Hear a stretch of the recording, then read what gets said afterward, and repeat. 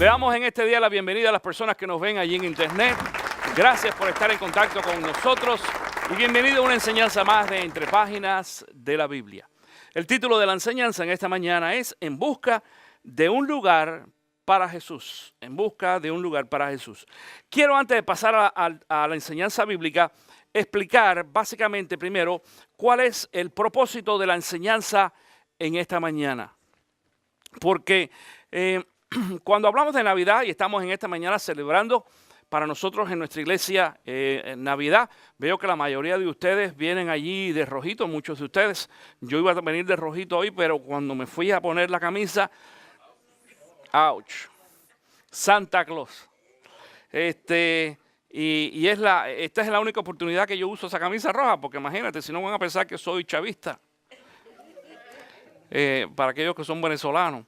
Pero no me cupo, entonces me tuvo que poner bueno, algún otro color de Navidad, el verde. Y no tenía verde, y este más o menos una combinación, es lo mejor que pude hacer para Navidad en esta mañana. De todas maneras, nosotros no estamos aquí tratando de presumir la ropa, pero muchos de ustedes se ven muy bien. Así que eso es lo que estamos celebrando en esta mañana.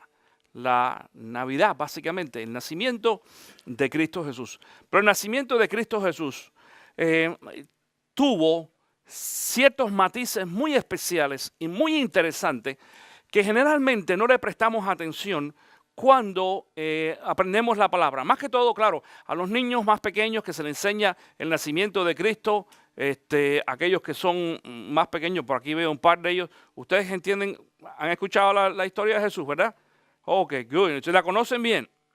Good. Pero ¿qué pasa? Hay muchos adultos que también conocen el nacimiento o la historia del nacimiento de Cristo, pero no algunos detalles y por qué sucedió lo que sucedió. Y es lo que vamos a explicar en esta mañana. Aunque el título de esta enseñanza, En busca de un lugar para Jesús, tiene un sentido quizás evangelístico, y lo es. Pero la mayoría de los que estamos aquí en este día somos creyentes, conocemos a Cristo.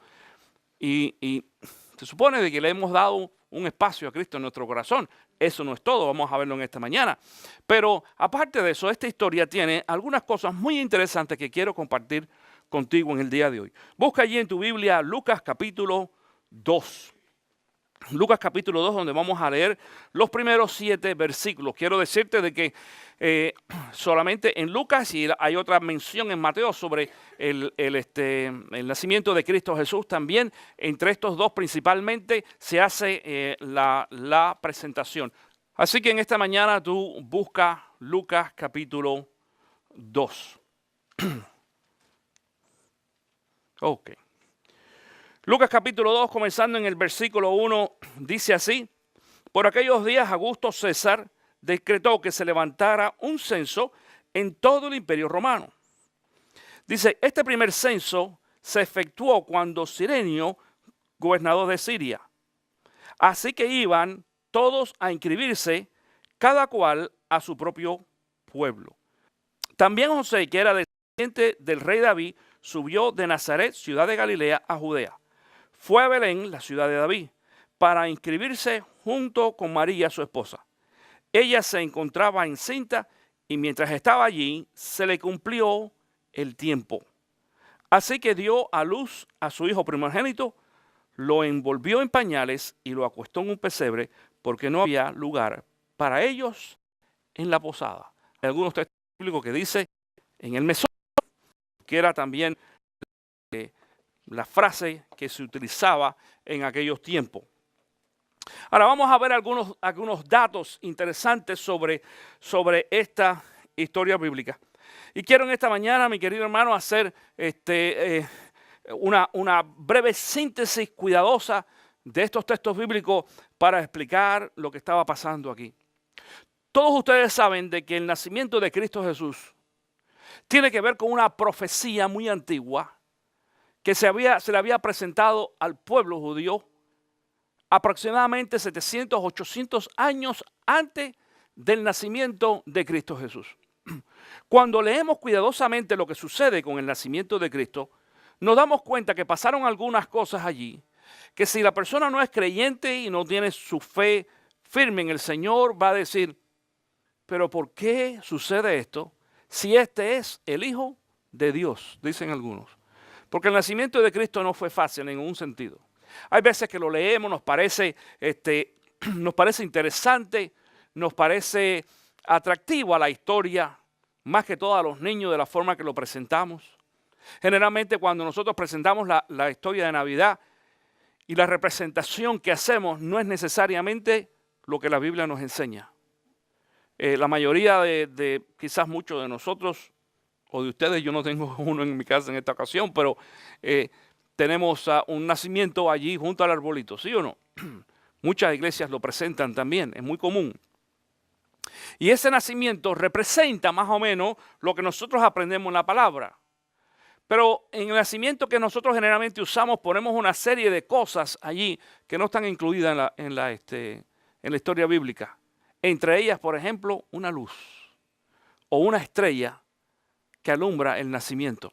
En realidad ese no era el panorama que nosotros conocemos cuando nació Cristo Jesús. El nacimiento de Cristo fue mucho más difícil y más oscuro que lo que en muchas ocasiones nosotros lo presentamos.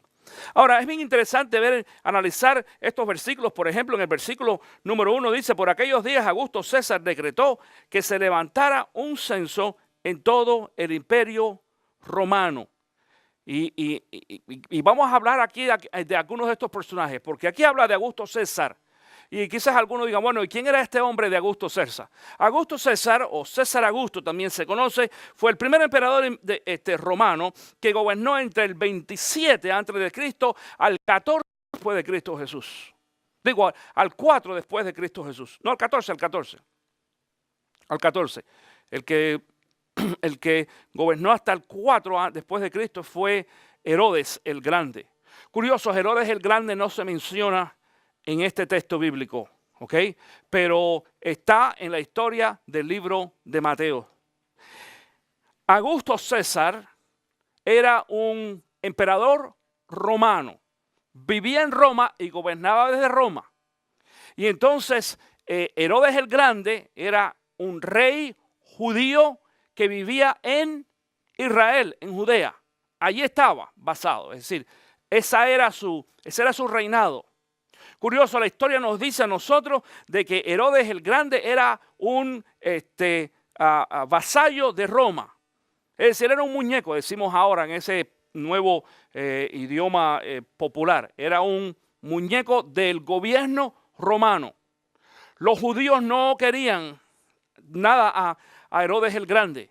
Curioso, otra vez dije, Herodes el Grande no aparece ahora en esta historia de Lucas, pero sí en Mateo. Pero tiene relación porque te voy a explicar en qué relación tiene, porque es importante mencionar a estas dos personas. También quiero decir de que cuando la Biblia habla de Herodes no está hablando de la misma persona. Hubo varios Herodes. Una descendencia de Herodes, de reyes que todos eran Herodes. Y este era uno de ellos, Herodes el Grande. Cuando, por ejemplo, vemos en el libro de Marcos, que también se nos menciona a Herodes, el Herodes que vemos en Marcos es Herodes Antipa, que era nieto de este. Y entonces, hijo de este. Y ese Herodes fue el que, por ejemplo, le cortó la cabeza a Juan el Bautista.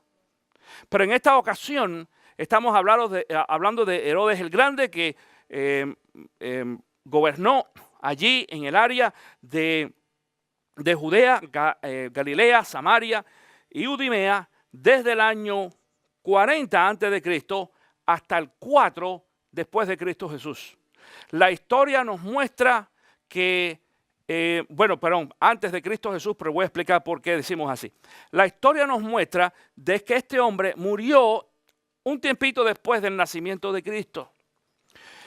Años después, cuando se instituyó lo que nosotros conocemos como el calendario gregoriano, que es el que tú y yo conocemos, que es el que nosotros usamos en estos momentos, creado por un monje romano, que era un erudito matemático, y la iglesia de Roma le encargó a este hombre que él pues creara ese nuevo calendario para poderse guiar y conocer. Originalmente era conocer lo que se conocen como las fechas de las Pascuas. Y esta fecha de las Pascuas que se instituyó en ese momento, se llamó esa preparación, para esa preparación se llamó el Día del Señor. Y cuando el hombre hace el cálculo, porque la Iglesia Católica lo que quiso es de que la nueva era, es lo que es en la que nosotros vivimos en este momento, comenzara con el nacimiento de Cristo Jesús. Yo he escuchado a algunas personas que dicen, yo no puedo aceptar ese calendario, porque ese calendario es católico. Digo, ¿y qué vas a hacer? Si es en el que vives ahora. ¿Qué vas a hacer? ¿En qué calendario vas a vivir? ¿Tú sabes? ¿En qué numerología? Curioso. ¿Sabían ustedes que en los calendarios originales no existía el cero? No existía. Después se inventó. De hecho, lo inventaron los mayas, mexicanos. Gracias a los mexicanos hay cero. Así, si no existiera. Fueron los mayas quienes inventaron el cero y entonces se hizo un cambio otra vez allí. Es decir, no porque el calendario fue creado por un monje católico, quiere decir que es malo. Hay muchas cosas que la Iglesia Católica ha producido que son buenas. Yo tengo muy buenos libros de historia y de teología católico.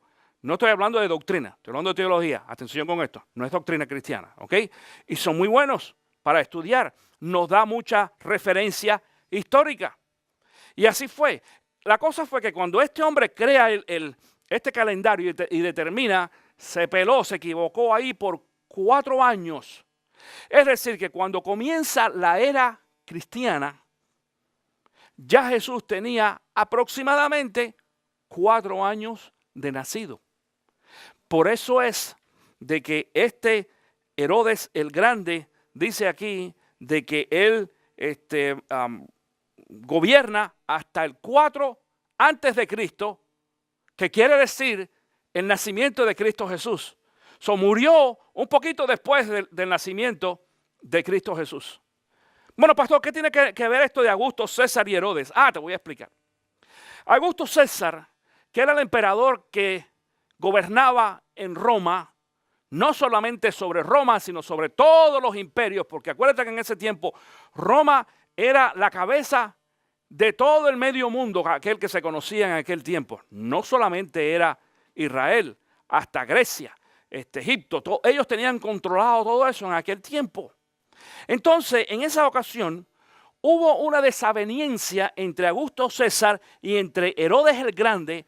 Hubo un pleito, un problema entre ellos dos. No vamos a caer en los detalles en esta ocasión. Pero por ese pleito entonces, Augusto César dice, yo le voy a dar en la cabeza a este Herodes el Grande para que sepa quién soy yo, porque aquí el jefe soy yo, no es él. Y entonces el hombre decide hacer un censo para sacarle plata a los judíos. Quiero que sepas que nunca, hasta esa fecha, nunca se había hecho eso. Fíjate que mira lo que dice el versículo número 2. ¿Qué dice el versículo 2 en tu Biblia? ¿Cómo empieza el versículo 2? Este primer censo se efectuó cuando Cirenio gobernaba en Siria. Quiero decirte que Cirenio no es... hay una variación en algunas de las Biblias, es como un tipo de gobernador, pero en realidad Cirenio no era un gobernador de mucha importancia, era como si fuera un líder político encargado en ese área. Lo da como referencia, no vamos a hablar de él hoy por diferentes razones, porque aquí las figuras principales son Herodes el Grande y César Augusto.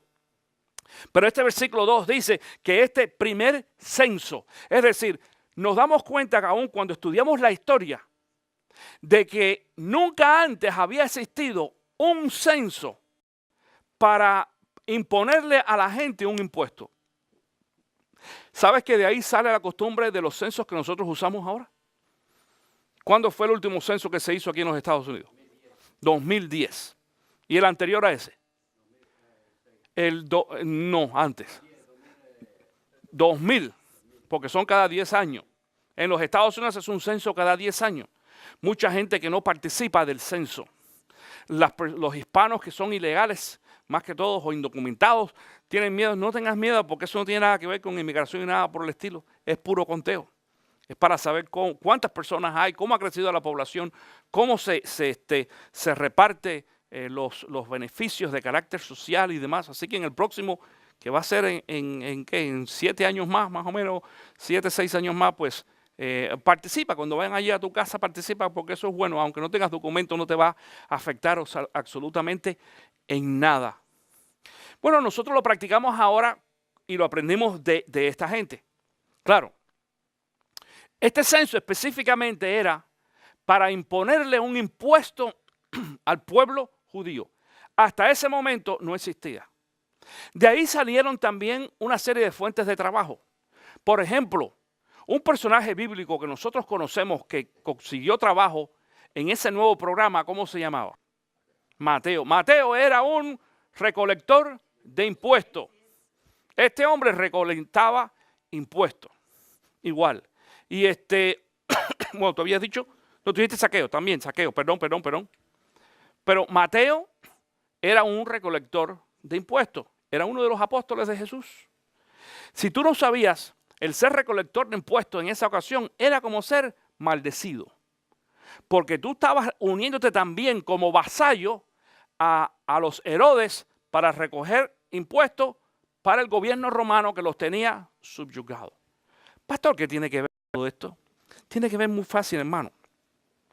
Tiene que ver en que cuando Dios hace una promesa, escúchame bien, cuando Dios nos hace una promesa, no importa qué tan difícil se vea el panorama a nuestro alrededor, Dios va a hacer lo que tenga que hacer para cumplir su promesa. Y hubo una promesa en el Antiguo Testamento que decía de que Jesucristo, el Mesías prometido para aquel pueblo, ahora para nosotros, iba a nacer en una ciudad que se llamaba Belén. Y esa ciudad, que era donde también había salido el rey David, era una ciudad con algunas características muy específicas que las vamos a ver en un segundito. Pero el problema era de que María y ¿cómo se llama? Y José no vivían en Belén, vivían en Nazaret. Era una ciudad diferente, lejos de este lugar. ¿Cómo iban a llegar allí? ¿Qué es lo que iba a pasar para poder Dios manifestarse de esa forma? Bueno, la profecía enseñaba, por ejemplo, Miqueas capítulo 5, versículo 2 dice: pero de ti, Belén Efrata, pequeña entre los clanes de Judá, saldrá el que gobernará a Israel. Sus orígenes se remontan hasta la antigüedad, hasta tiempos inmemorables. Eso es lo que nos enseñaba a nosotros, o lo que le enseñaban en aquel tiempo al pueblo, la profecía bíblica, decimos. Es decir, Dios había prometido a un Redentor, Cristo Jesús, iba a nacer en Belén. Belén estaba aproximadamente a 95 millas de Nazaret, donde vivía José y María. 95 millas, mis queridos hermanos, quizás no es mucho para nosotros ahora. Pero vamos a hablar de eso en un segundito. Vamos por ejemplo, a seguir el texto bíblico en esta ocasión. Si regresamos allí otra vez a Lucas capítulo 2, dice entonces el versículo 3.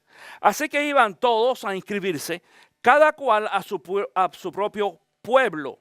También José, que era de descendencia del rey David, subió de Nazaret, ciudad de Galilea, a Judea. Fue a Belén, la ciudad de David, para inscribirse junto con María, su esposa. Decía hace un segundito de que entre Nazaret y entre Belén habían aproximadamente 95 millas. No son las mismas millas nuestras, tuyas y mías ahora. Es decir, en distancia sí, pero no en condición. Porque cuando nosotros hablamos ahora de 95 millas, aproximadamente 95 millas, para que tú tengas una idea en distancia, es como de aquí a Kissimmee. Más o menos, aproximadamente. Porque de Ocala al centro de la ciudad de Orlando hay 65 millas. Y Kissimmee está quizás a unas 20, 25 millas un poquito más allá. El centro de Kissimmee, aquellos de ustedes que viajan algunos a Kissimmee. Piensa que te toque ir de aquí a Kissimmee en un viaje caminando o en burrito. ¿Cuántos días te va a llevar? ¿Cuántos días te va a llevar? Bueno, hay muchas personas que piensan de que el viaje de María y José lo hicieron aproximadamente en 3 días. Ese es un cálculo que hay. Aquel no era un terreno como el que nosotros conocemos ahora. Pero ponte que sean 3 días. Es posible a paso recio. En aquel tiempo se viajaba en un caballo, quizás en un burrito, una mula o algo así. Los burros no caminan muy rápido, el caballo sí, pero los mulitos no, y se cansan. Es decir, que no es fácil. Y encima de eso iba una mujer embarazada. A las mujeres, imagínate tú, mujeres, piensen ustedes, cuando tú estabas embarazadas, aquellas que han tenido hijos, que te monten en un burrito, en un caballo. Algunas inclusive, voy a decir algo bien serio. Hay mujeres que se han expuesto a cosas como estas parecidas y han perdido a la criatura. ¿Sabías eso? Es decir, no es fácil. La otra cosa, por ejemplo, también, es de que María tenía aproximadamente 12 años de edad. 12 años de edad, para que ustedes lo sepan. Lo máximo de edad que pudiera tener María eran 16 años, no más que eso. Pero hay algunos historiadores que piensan de que hubiera podido haber llegado a tener 12 años de edad cuando el Espíritu Santo lo visitó. Y uno dice, pastor, esto está duro. Es duro, sí, hermano. Déjeme decirle, yo eso no lo sabía hasta que yo ya tenía edad y ya estaba expuesto a la Biblia. Pero cuando yo era muchacho, yo pensaba cuando hablaban de María, hablaban de una mujer de 20 y pico o 30 años quizás. Pero no era así. José, por ejemplo, sabemos de que era un hombre, fíjate, sabemos porque, esto no es necesariamente la historia bíblica. Acuérdate que para poder entender en muchas ocasiones la historia bíblica tenemos que tener algunos factores históricos, culturales y demás por fuera para poder entender algunas de las cosas que están pasando en esta historia. Por eso es que te estoy dando todos estos datos en el día de hoy. José, por ejemplo, era mayor que María. Algunas personas piensan que pudiera haber sido hasta 15 o 20 años mayor que María. Pudiera ser, no tenemos datos exactos. ¿Por qué? ¿Y por qué era eso, pastor? Y la otra cosa era, ¿por qué las jovencitas en aquel tiempo se casaban jóvenes? ¿Por qué las niñas de 13, 14, 15 años se casaban y tenían hijos? Porque ahora, es más, ahora es ilegal. Si una jovencita de menos de 18 años de edad, o de 16 creo que es para el embarazo, sale embarazada, el muchacho o el hombre que lo embarace es un ¿cómo se dice? Predador sexual por el resto de su vida. Imagínate tú. En aquel tiempo sí. Bueno, pero aún si es mayor, si es menor de edad, hay también un trato especial para los juveniles con todo y eso, porque la ley no permite de que muchachos de menos de 16 tengan relaciones sexuales. Esa es la ley. En aquel tiempo sí. ¿Por qué, pastor? ¿Por qué ahí sí y hoy no? Te voy a explicar. Ha cambiado mucho porque en los tiempos nuestros ahora es muy común que un hombre pueda llegar a los 70 o los 80 años de edad. Nosotros tenemos aquí varios de 70, 80. No, mentira. Pero ojalá que lleguen a 70, 80. ¿Sí? ¿Quién quiere llegar a 80 años? Yo quiero llegar a 80 o más. Así que, ouch, me vas a tener que aguantar por un tiempito más. Anyway, pero en aquel tiempo no. La edad promedio de la vida de un hombre, no de mujer, de un hombre en los tiempos de Jesús era aproximadamente los 40 años. Ese es el promedio era el promedio de vida en aquellos tiempos, por récords históricos. Sin embargo, la mujer generalmente pasa la edad del hombre. Por ejemplo, ¿qué tú conoces más, viudos o viudas? Viudas. Generalmente la mujer dura más años que el hombre, o mata al hombre. Yo no sé cómo es la cosa y cómo funciona. No me pregunten, no he figurado eso. Pero generalmente la mujer dura más años que el hombre. También en este caso, igual. Mira una cosa, haz una matemática en esta mañana. Cuando nació Cristo Jesús, si María, vamos a poner que tenía 15 o 16 años, porque si la fecha, más o menos en aquel tiempo, por cuestión histórica, era entre 12 y 16 años que la mujer más o menos se casaba y tenía hijos. Vamos a poner a María entre 14 y 15 años. Y Cristo Jesús nació a esa edad y Jesús vivió ¿cuántos años? 33 años. Y entonces 33 años, correcto, buena matemática. Es decir, que María cuando murió Jesús tenía aproximadamente 45 años de edad. Sin embargo, en la historia, en la muerte de Cristo Jesús, José no aparece. Ya era viuda. ¿Te das cuenta? Es decir, esos son datos históricos. Por eso es que vamos a entender poquito a poco, ¿cómo es que pasaba esto? Esto no fue algo de que el Espíritu Santo se encarnó en una jovencita y quiso hacer algo que no es tolerable. No, hermano, en aquel tiempo, de acuerdo a las condiciones de vida de estas personas, era normal que una jovencita de 15 años fuera casada y tuviera hijos ya. Y generalmente también pasaba esto, que los matrimonios no eran de edades contemporáneas, que es lo más común quizás en estos tiempos. En aquellos tiempos, generalmente, el hombre le llevaba en muchas ocasiones hasta el doble de la edad de la mujer. En muchas ocasiones, no siempre. ¿Por qué, pastor? Bueno, porque eso significaba cierta seguridad para la mujer. Para la mujer. Fíjate que esto fue una situación social que en aquellos tiempos afectó aún la iglesia.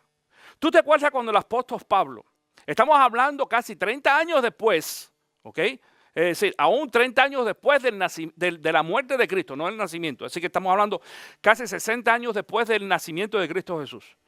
El apóstol Pablo, en medio del desarrollo de la iglesia, una de las cosas que le enseña a la iglesia en aquellos tiempos, que no es aplicable a la nuestra hoy, es el cuidado ¿a quién? A las viudas, a las mujeres viudas. Porque había muchas mujeres viudas, algunas que tenían necesidad económica y otras que tenían otro tipo de necesidad. Muchachos, tremendo problema que tenía la iglesia. Si había las mujeres viudas eran jóvenes. Había mujeres viudas a los 25 años, 30 años, todavía andaban calientes. Y Pablo tiene que poner un pare ahí. ¿Por qué? Porque había muchas de estas viudas calentonas que andaban, que querían la pachanga por allá y que la iglesia lo ayudara por aquí. Pablo dice, no. Dice, las mujeres viudas que no tienen familia, que las mantengan, ¿ok? Entonces van a ser bendecidas por la iglesia. Pero las que no, dicen, o trabajan o se casen, una de las dos cosas. Entonces, aún Pablo, fíjate, trae enseñanza a la iglesia de cómo la iglesia tiene que manejar algunos aspectos de carácter social, no solamente espiritual en la iglesia. Todo esto tiene que ver con estas características de por qué las mujeres eran más jóvenes, de por qué las jovencitas se casaban enseguida, los hombres morían más jóvenes, sí, antes que las mujeres generalmente, y era necesario asegurarse de que esa mujer y esos hijos quedaran asegurados por lo que ese hombre podía ofrecerle antes que muriera, pero no solamente eso. Imagínate de que una mujer se casara y tuviera hijos a los 25 o los 30 años, y si se casaba con un hombre, vamos a suponer que se casaba con un hombre más o menos parejo, contemporáneo en edad. Si dijimos que la edad generalmente de la muerte de los hombres, ¿cuál era? 40. Eso quiere decir que los niños iban a tener papá durante ¿cuántos años más o menos? 10 más o menos, entre 5 y 10 años. Entonces imagínate cuántos huerfanitos iba a haber. ¿Tú entiendes que esto es una cuestión social también?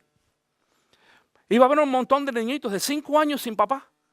Sin embargo, de esta forma, de la forma que ellos aprendieron a practicar su cultura por la situación que había en ese momento, entonces cuando el papá moría, ya el jovencito tenía aproximadamente 20 años de edad, más o menos. Y una cosa que se conoce también por la historia, que tú la sabes, que le da carácter al mismo Cristo Jesús, es de que los judíos tenían un dicho que decía que si tú no le enseñabas a tu hijo una profesión, dice, entonces le enseñabas a ser ladrón. Así le decía. Si tú no le enseñas a tu hijo una profesión, lo enseñas a ser ladrón. Y entonces, de ahí es que los papás le enseñaban a hacer a sus hijos lo que eran ellos. ¿Qué era Jesús? Carpintero. ¿Por qué era carpintero? Por su papá. Papá era carpintero, Jesús era carpintero. Entonces era que muere José a una edad temprana. Jesús no tenía problema, no tenía que vivir del seguro social. ¿Entiendes esto? ¿Por qué? Porque tenía, bueno, no había así, pero de todas maneras, algunos ahora no son carpinteros ni son nadie, viven del seguro social. Anyway. Y entonces podía vivir de lo que él sabía hacer. ¿Entiendes esto? Por eso es este tipo de características de las cosas que pasan o que pasaban en aquel tiempo. Lo otro que quiero mencionar en este día es las condiciones en las cuales sucedieron cuando José y María viajan allí a Belén. Porque curioso, para que se pudiera cumplir otra vez la profecía de que Jesús o José y María, que eran de Nazaret, escucha esto, eran de Nazaret, se fueran a Belén. Y la historia nos dice de que Jesucristo nació ¿en dónde? En Belén.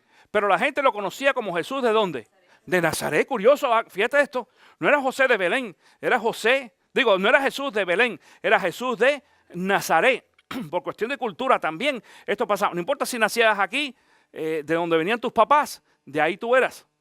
En muchas ocasiones eso es una cuestión cuidadosa con la cuestión de nosotros los hispanos. Yo tengo gran influencia de España. Yo nací en Cuba, pero por parte de mi papá, toda la familia eran españoles. Y llegamos a vivir en España y conocer la cultura bien. Yo de todas maneras me considero cubano, porque viví allí al menos 15 años en ese país antes de salir de ahí. Pero muchos de ustedes, la mayoría de nosotros que estamos aquí, nuestros hijos nacieron aquí. Mis hijos nacieron en los Estados Unidos. Mi hija Olivia, que ustedes la conocen, ella nunca ha estado en Cuba. Y ella dice, I'm proud to be Cuban. Le encanta la comida cubana, la cultura. Nunca ha estado en Cuba. ¿Por quién lo adoptó? Por papá. ¿Me entiendes? Por nosotros, claro. Esto pasa también en esta situación. Ahora, para que eso cumpliese, dijimos otra vez la profecía de que José y María pudieran venir a Belén y que Jesús naciera allí. Sucedió lo que le expliqué, este censo que Augusto César impone entonces, y él obliga, escucha esto, obliga a que todos vayan. Es más, hay algunos datos históricos que dicen que Augusto César fue tan severo con Herodes el Grande, que esta imposición del censo también acarreaba la muerte física. Es decir, si tú no ibas, tenés que pagar con tu vida. Dicen algunas notas históricas. Claro, eso si nosotros lo analizamos a la luz de la Biblia, ¿tiene sentido? Sí, claro que tiene sentido. ¿Sabes por qué?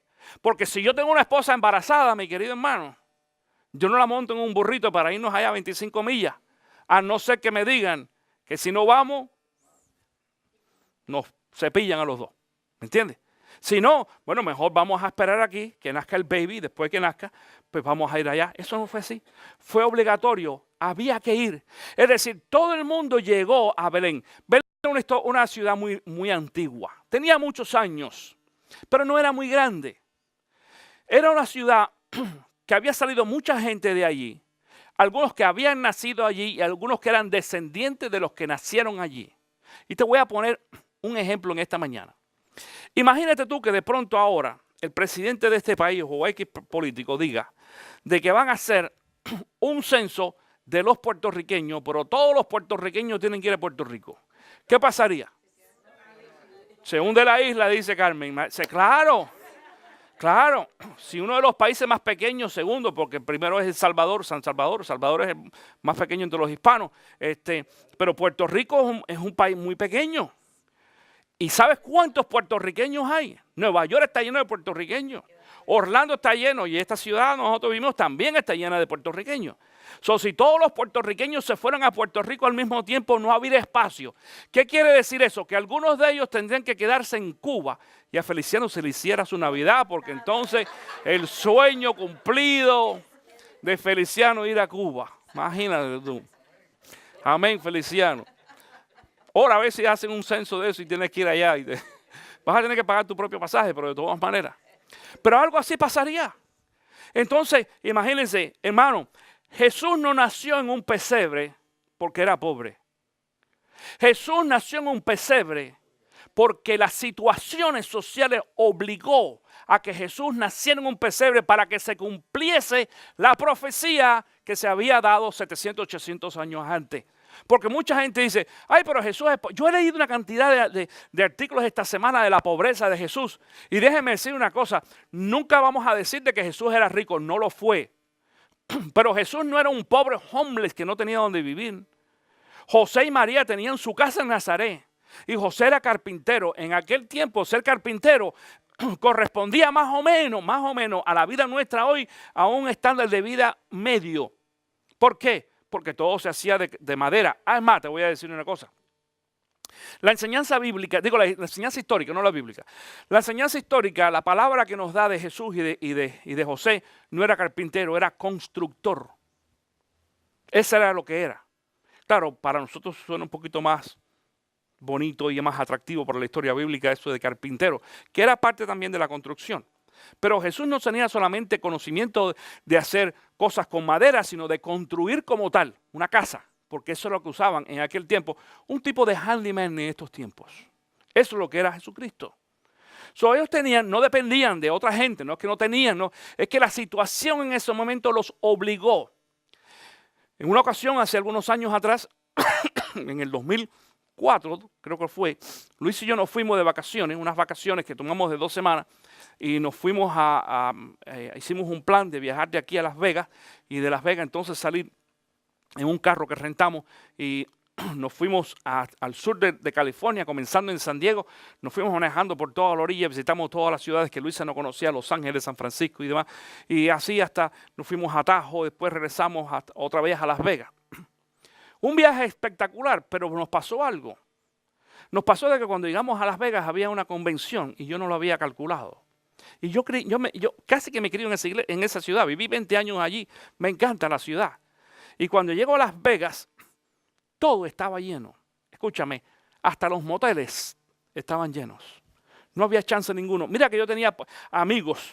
Tengo amigos ahí y yo cogí, yo resuelvo. Yo levanté el teléfono y empecé a llamar a mis amigos y dice, Robert, me hubieras llamado con anticipación. No tengo nada. Estamos llenos.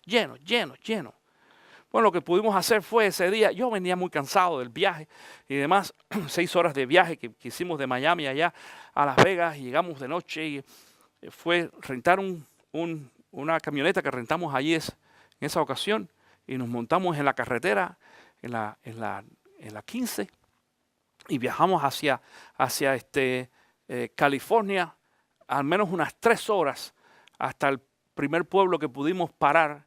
Me acuerdo que en el primero que paramos tampoco había, porque había gente que igual que nosotros que seguían para allá. No habían hoteles, entonces al segundo que llegamos fue que encontramos uno y bueno, no hay mucho y muy caro. No importa. Lo que sea, toma la tarjeta de crédito. Y entonces nos pudimos quedar a descansar como a 3 o 4 horas de Las Vegas. El plan era habernos quedado en Las Vegas un par de días primero, estar allí, saludar a mis amigos y demás, que tengo varios amigos ahí. Que eso lo hicimos, pero hasta al final del viaje. ¿Por qué nos pasó? Porque llegamos a un lugar, a la ciudad de Las Vegas, no estábamos preparados, aunque esa ciudad está llena de hoteles, de los hoteles más grandes del mundo están allí en esa ciudad. Y no había ni un solo cuarto para nosotros, aunque teníamos el dinero en el bolsillo. Aunque teníamos las tarjetas de crédito para pagarla y aunque teníamos encima de eso las conexiones y los amigos que trabajan allí en los hoteles. Algunos de ellos, de mis amigos, son jefes en esos hoteles. No me pudieron ayudar. Esto fue exactamente lo que pasó aquí. Cuando José y María llegan a Belén, aquel lugar estaba lleno. Ahora te voy a decir una cosa por cuestión de sentido, mi querido hermano. Si nos toca viajar a cualquiera de nosotros, algunos van a viajar más rápido que otros. En la condición que viajaba José y María, porque andaban o caminando o en un burrito, en un caballo, lo que sea, sabemos de que necesariamente a María y a José le iba a tomar más tiempo el poder llegar a Belén. Es decir, que cuando llegaron allí, el resto de la gente se les adelantó. Déjame decirte algo bien interesante. Por ejemplo, si ves a las pantallas, esa imagen que aparece allí, que es la imagen que nosotros conocemos generalmente, de un burrito y José caminando y María montado por el medio del desierto, esa es una imagen creada, esa no es la imagen real. Porque en ese tiempo, no solamente José y María iban a Belén, iban miles de personas. Es decir, que a lo mejor José y María iban ahí en el camino, pero le pasaba uno por aquí y otro por allá, y otro a caballo, y otro corre porque quiero llegar y a veces agarro un lugar. Es un panorama completamente diferente. Pero por esa razón fue de que ellos llegan entonces a Belén y no hay lugar. Dice la historia también que en aquel tiempo, algunos datos históricos, que en aquel tiempo es muy posible que la mayoría de las personas que llegaban a Belén en realidad no se quedaban en hoteles o en posadas o como se menciona en la Biblia. La mayoría de las personas se quedaban ¿en dónde? En el campo no.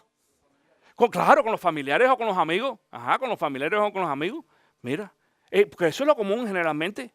Si fueran hispanos, seguro que se quedaban con los hispanos, ¿verdad? Muchachos, los hispanos son buenísimos para pegar la gorra. Eso no, ellos traen hasta su sleeping bag, no es problema ninguno. ¿Verdad? Yo estoy seguro que tú conoces por ahí algún amigo familiar que nunca se preocupa de ti. No te manda ni un saludo en Facebook, pero de pronto te llama. Tú todavía vives ahí porque voy a ir de vacaciones, me quiero quedar en tu casa. ¿Verdad que sí? Me quiero quedar en tu casa. Y no solamente eso, espero que tú me des de comida durante toda la semana, los 10 días que voy a estar contigo ahí. Y encima de eso te voy a gastar el agua, la luz y el aire acondicionado. Y si tienes una tina romana, me voy a bañar en la tina. Uf, qué rico, como si fuera un hotel, porque no tengo que pagar nada. ¿Verdad, sí o no? Claro, eso es parte de la cultura nuestra. A nosotros nos ha pasado. Si te ha pasado eso, habla conmigo que yo tengo varios tips. Yo tengo varios tips buenísimos. Mi papá me enseñó cuando yo era chiquito que decía, el pescado y el arrimado al tercer día apestan, sácalos. Sí. Entonces yo aprendí varios tips ahí, empezando por la ducha, que cuando tú lo pongas en práctica te vas a dar cuenta que esa gente que se pase muchos días en tu casa, no, mejor me voy a un hotel o a otro lugar. Eso al final del servicio. Anyway, en esta historia, la mayoría de la gente se quedaba con familiares y amigos. Los demás se quedaban entonces en un hotel o en una posada. Por lo siguiente, hermano, porque son características sociales. Belén no era una ciudad turística, ni era una ciudad principal como era Jerusalén. Tú lo sabes. Es decir, en este pueblo donde nosotros vivimos, tú no vas a ver un hotel de más de quizás 4 o 5. Creo que el Holiday, que es el más grande, o el Hilton, tiene 4 o 5 pisos. Pero si te vas a Orlando, no. Si te vas a Orlando, vas a ver hoteles de eso, con una torre para aquí, otra para allá, y aquello es... ¿Por qué? Por la característica de ciudad.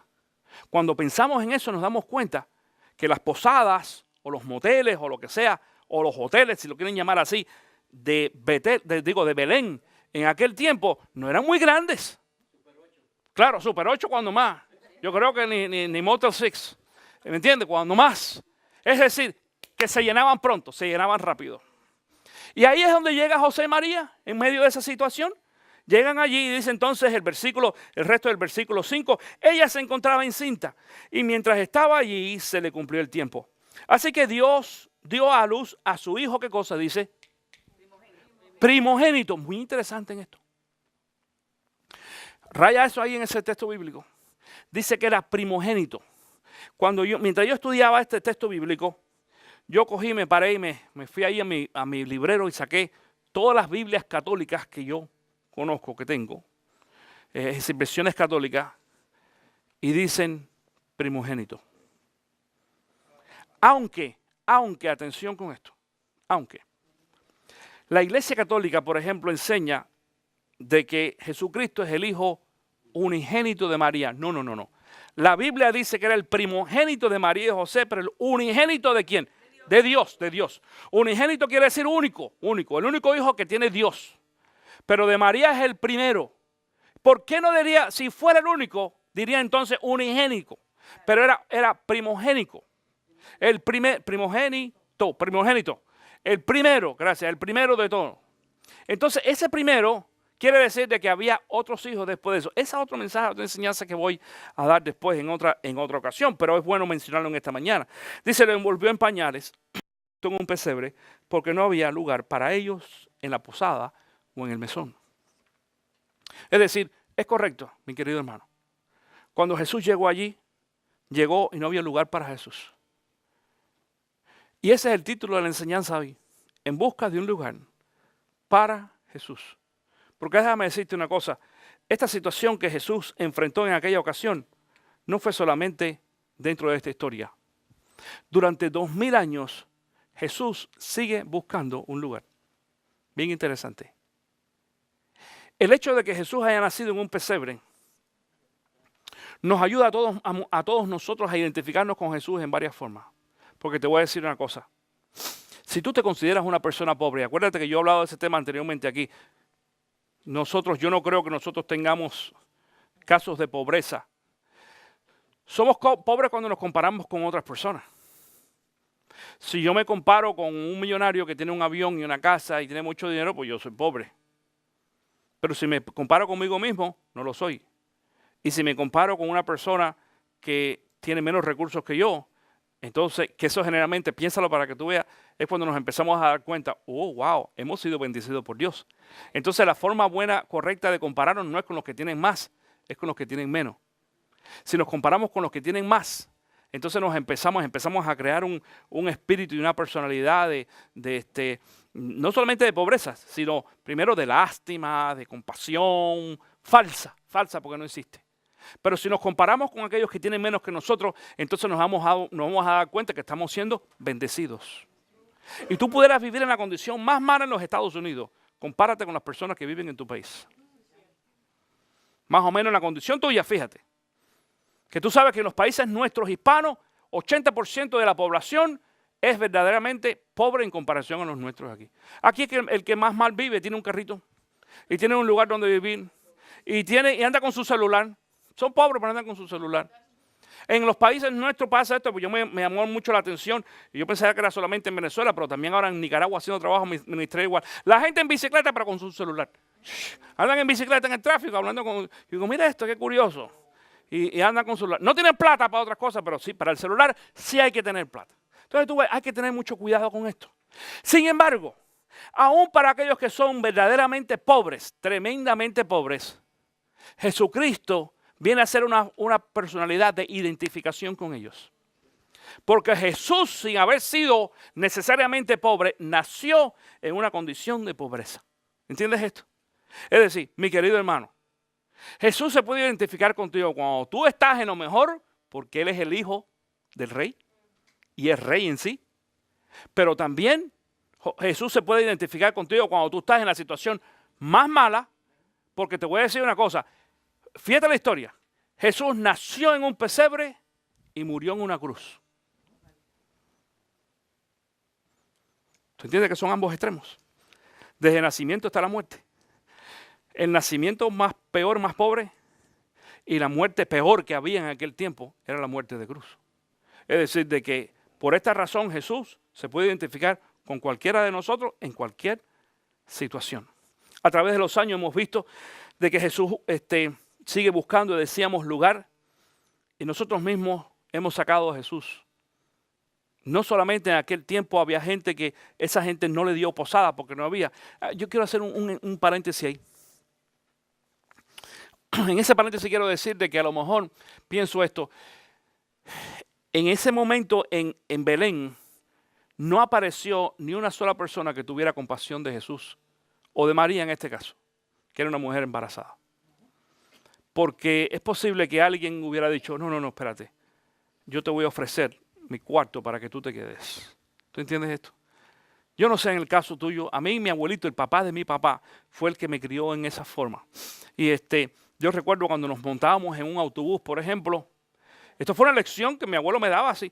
Ok, cuando nos montemos en el autobús, si tú ves una mujer o una persona mayor, aunque sea un hombre, pero persona mayor, ¿qué uno hace? Le da el asiento. Y yo estaba ahí y mi abuelo estaba esperando y me decía, nada más que me miraba, y yo decía, ya yo sé. Y entonces yo quería que él le dijera. Y me dice, no, le dices tú, porque es el asiento tuyo. No me voy a parar yo, te vas a parar tú. Claro, ¿por qué? Porque él era mayor. ¿Entiendes? Entonces me tocaba a mí decirle a la persona, venga, siéntese aquí. Y yo en la guagua llena, te parabas y aguantabas y todo y apretado y tú le dabas el asiento o a la mujer o a la persona mayor que entraba. Eso era cortesía. Mira, ni esa cortesía encontró Cristo Jesús en el nacimiento. Fíjate esto. Ni eso encontró. Sin embargo, a través de la historia nos damos cuenta, por ejemplo, de que Jesús ha sido removido de las escuelas. ¿Tú sabes eso? Jesús ha sido removido del gobierno. Es más, en este momento ahora estamos viviendo un tiempo crítico. El tiempo más difícil que este país ha vivido es ahora en este momento. Donde aún han removido hasta los 10 mandamientos, que es un símbolo de este país, ha sido por muchos años. Y este gobierno actual no quiere absolutamente nada con la iglesia, ni con Dios, ni con Cristo Jesús. Yo hace, no sé, un par de años atrás empecé a mandar algunos emails a algunas personas sobre Feliz Navidad. Feliz Navidad, saben que nosotros tenemos esa costumbre de hacerlo a través no solamente de Luis y mío, sino de parte de la iglesia. Y alguien me escribió para decirme, no es Feliz Navidad, es Feliz Días de fiesta, como holidays, de fiesta, no Navidad. Digo, ¿cómo que no? No será Navidad para ti, pero para mí sí es Navidad. La gente ha sacado ya a Cristo, por ejemplo, también de los hogares, de las casas. ¿Por qué de las casas? Aún los creyentes, mi querido hermano, entre comillas, creyentes. Porque hay gente que no, si tú no lees tu Biblia en tu casa, y tú no oras en tu casa, y tú no fomentas la vida cristiana en tu casa, aunque tú vayas a la iglesia y digas que eres cristiano, estás sacando a Cristo también de tu hogar. Desgraciadamente, esa es una tendencia. Se está sacando a Cristo de las iglesias. De las iglesias. Es más, déjame, a lo mejor tú no sabes esto. ¿Sabes que en California ya instituido, ya está funcionando la iglesia atea? Entran en la internet. Es una iglesia y está cogiendo tremenda fuerza. Son ateos, no creen en Dios, no creen en Cristo, pero hicieron una iglesia. Ya está formada. Y la gente les encanta, está creciendo la iglesia. Yo estaba ahora viendo en History Channel, ahora hace unos días, un documental de otra iglesia donde el pastor fuma marihuana. Y entonces, pues como él fuma marihuana, la forma de poder adorar, dicen ellos, a Dios es a través de todo el mundo fuma marihuana al mismo tiempo en el culto. ¿Escucha esto? Ahí salió. Y entonces el hombre se para con la Biblia y lee Génesis capítulo 1, donde dice que Dios creó todo el mundo y los árboles. Y entre ellos dice, el árbol de marihuana fue creado por Dios. Y esa es la forma de adoración. ¿Entiendes cómo poquito a poco vamos quitando? Mira, déjame decirte una cosa. Hay mucha gente que va a la iglesia y no se preocupa ni por Cristo Jesús. Hay muchos pastores que han sacado a Cristo de la iglesia cuando no hablan ni de infierno, ni de pecado, ni de perdición. No hablan de eso. Y ellos te lo dicen claramente. No, ese tema nosotros no hablamos. Cristo habló más del infierno que nadie en la Biblia. Y si hay un cielo, es porque hay un infierno. Si yo no enseño sobre el infierno, no te preocupes sobre el cielo, porque ¿para qué entonces para qué me voy a preocupar tanto? Donde estoy bien, si no hay infierno. Está bien, déjame aquí. Pero hay un cielo porque hay un infierno. Jesús habló de eso. Y hay veces que no nos damos cuenta que estamos sacando a Cristo Jesús de la iglesia. Mencionar el nombre de Jesús no es suficiente. Hay que acercarnos a las enseñanzas del mismo Cristo. También hemos sacado a Cristo de nuestro corazón. Decimos cuando las personas en realidad rechazan a Cristo, pero aún en estos tiempos que estamos viviendo ahora en esta fecha, hemos sacado a Cristo de las Navidades.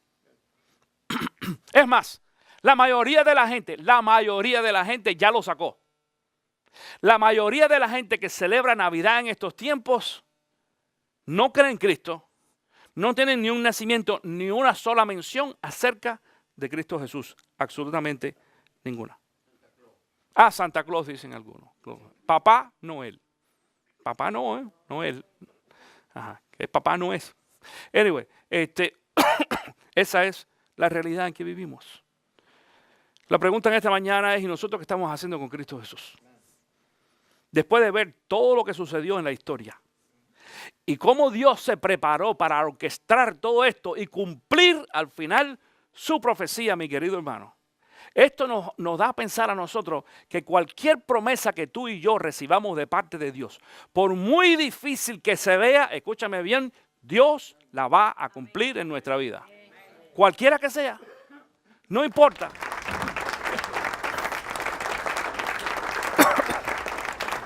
Él va a crear todos los caminos, Él va a crear todas las cosas, Él va a usar la historia, Él va a usar, fíjate que en esta ocasión usó, escucha esto, a los hombres más malos que había, los hombres más malos que había en la historia, Dios lo usó para glorificarse a Él y cumplir la promesa que Él le había dado al pueblo judío. Claro, el pueblo, ustedes saben que el pueblo judío no recibió a Cristo, lo rechazó, por eso mismo. Una de las cosas, ¿por qué rechazaron a Cristo? Porque era pobre, porque nació en un pesebre. Nosotros estamos esperando un rey. Ese rey va a venir un día en caballo blanco, dice la Biblia. Pero tú y yo, que hemos creído en Cristo Jesús y recibimos a ese Jesús del pesebre, a ese Jesús que no lo recibimos porque se identifique por nosotros por ser pobres, simplemente porque hemos creído en Cristo Jesús, vamos a tener la oportunidad de venir con Él un día. También dice la palabra, montado en un caballo blanco. Por eso es que tú y yo, en esta mañana, mi querido hermano, le entregamos nuestro corazón a Cristo Jesús incondicionalmente y le decimos, Señor, tú puedes venir a vivir en mi corazón. Puedes venir a vivir en mi casa. Vives en nuestra iglesia, vives en nuestro hogar y por eso nosotros aquí cada domingo cuando nos reunimos venimos a glorificar el nombre de Cristo Jesús cada domingo. Dale un aplauso a Cristo en esta mañana.